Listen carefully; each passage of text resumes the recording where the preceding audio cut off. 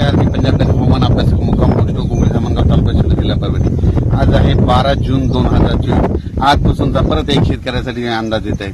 सर्व शेतकऱ्याला सांगू इच्छितो की राज्यामध्ये आतामध्ये 12 जून, 13 जून आणि 14 जून दरम्यान आणि 15 जून दरम्यान दररोज भाग बदलत पाऊस पडणार आहे, म्हणून हा अंदाज लक्षात येतो।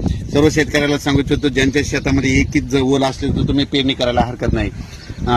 पेरणी करण्यासाठी चांगलं पोषक वातावरण, म्हणून हा अंदाज लक्षात घ्यायचा। आणि परत एक शेतकऱ्याला सांगतो की शेतामध्ये आता सध्या खंड वगैरे काही नाही, उगाच घाबरू नका। काय होणार आहे, राज्यात पाऊस पडणार आहे, 22 जून पर्यंत पाऊस पडणार आहे।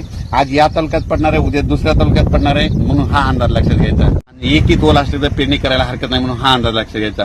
ओल जर नसले तर पेरणीचा निर्णय घेऊ नये, म्हणून हे देखील लक्षात घ्यायचं। त्याच्यानंतर सांगायचं झालं तर सोलापूर, सातारा, सांगली, नगर, नाशिक, धुळे, जळगाव, त्याच्यात बुलढाणा, जालना, परभणी, अमरावती, अकोला, हिंगोली, वाशिम, नांदेड, लातूर, बीड या भागात देखील ह्या 3-4 दिवसामध्ये चांगला पाऊस पडणार आहे, म्हणून हा अंदाज लक्षात घ्यायचा। पण सोलापूर जिल्हा, धाराशिव जिल्हा, लातूर जिल्हा, बीड जिल्हा आणि सांगली जिल्हा मध्ये आता ह्या 3 दिवसात मात्र आणखीन जोरदार पाऊस पडणार आहे। म्हणजे तिकडे ओढे नाले वाहतील, छोटे छोटे तरी असतील तर ते देखील भरणार आहेत, म्हणून हा अंदाज लक्षात घ्यायचा। अचानक वातावरणात बदल झाला तर परत एक मेसेज दिला जाईल।